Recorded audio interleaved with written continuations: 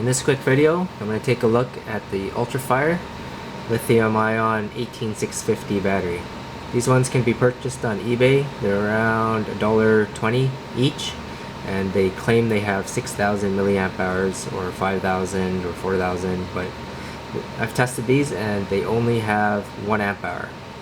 So this one here gives you 1,007 milliamp hours. This one here gives you 890, which is not even close to 6,000.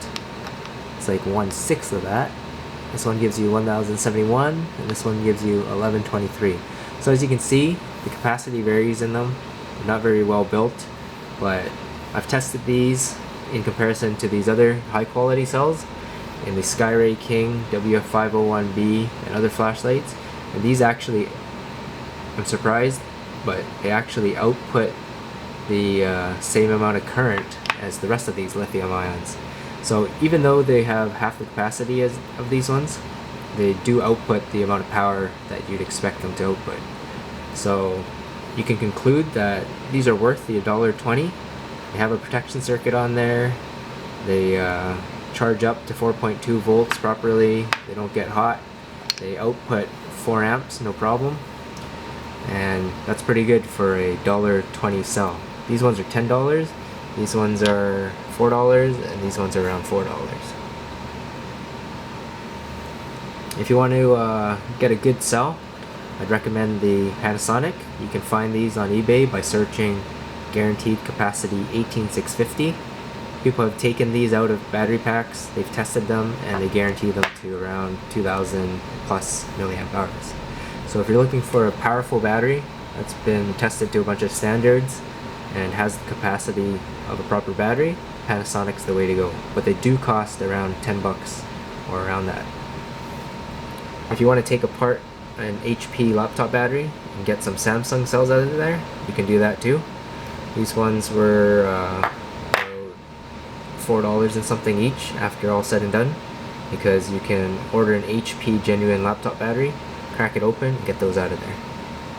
These are no-name cells, and they're out of a no-name laptop replacement battery.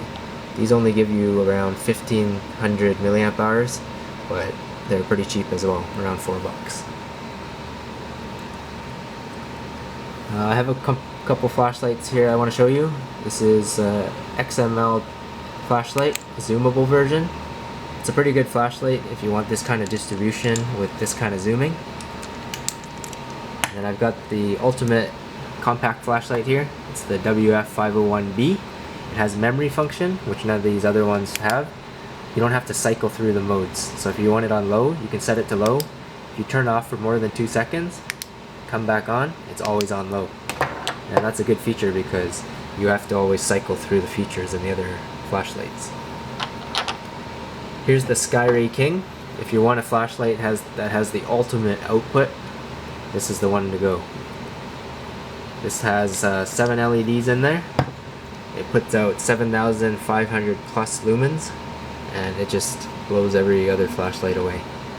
Like, look at this one. This is on high. When you turn this one on, it's just insane. Doesn't look like it, but it's blinding. This one's pretty bright already though, because it's 1/7 of this one. And then this is just the C8. It's the same as the WF501B, but it's got a more narrow distribution because the head has a much larger reflector.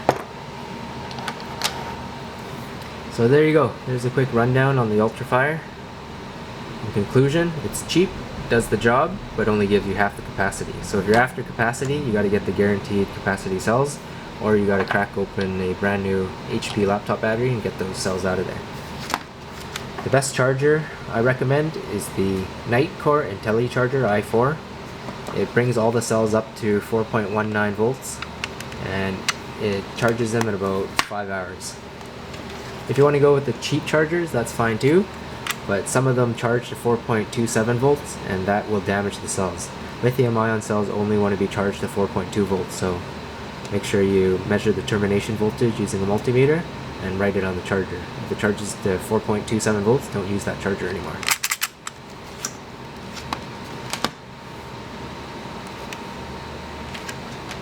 So there you go. I hope that shows you everything you wanted to see and wanted to know about the Ultrafires and all these other batteries and flashlights.